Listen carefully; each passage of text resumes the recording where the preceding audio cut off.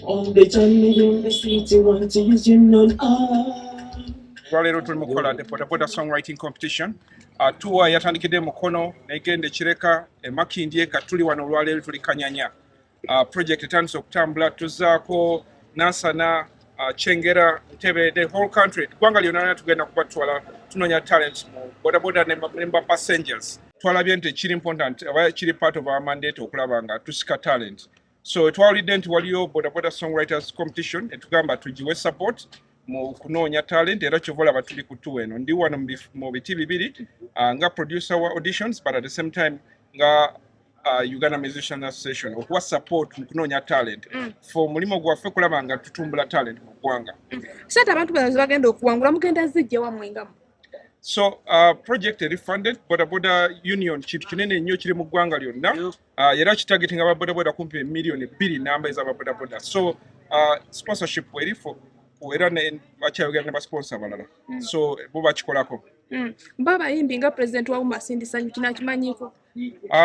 Nga association tukimanyiko era tukirimu era bwe mba nkola emirimu gya mbagikola mu mandate ya Yes. Lwaki ba producer mwalonzeemu bamuna bamupa ba producer bangi naye ekintu kino twakitambulira mu Washington n'abalala naye nga bangi ba producer lwaki mwagenze mulondalondamu mugaba bano banatukolera.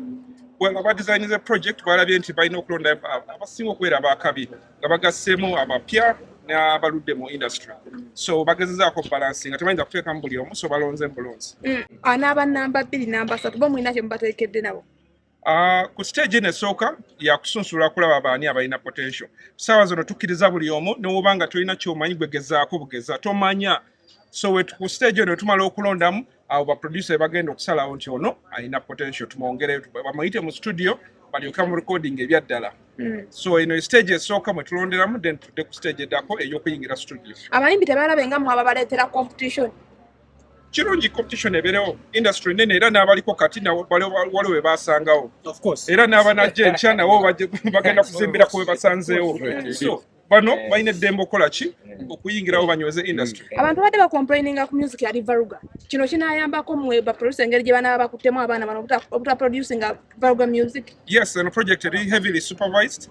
So tugenda kuba tulaba nti music enaavaamu muyonjo. Talina kye tubadde tulwanisa okulaba nga kyonoona industry nti omuntu okumanyibwa alina kumala kuwemula oba alina kumala kukola bintu ebitaliyo ebiteetaagisa. Tugenda batwala bagenda kubeerawo boda festival ejja mu July nene ddala bonna bajja kubeerayo then tubayingize mu industry. Kyova olaba naye kirimu nti tugenda bayingiza mu industry including theatre na buli wamu wetunaba ne opportunities zonna. Okuwangula nja kuwangula olw'ekitiibwa kya Mukama nja kuwangula.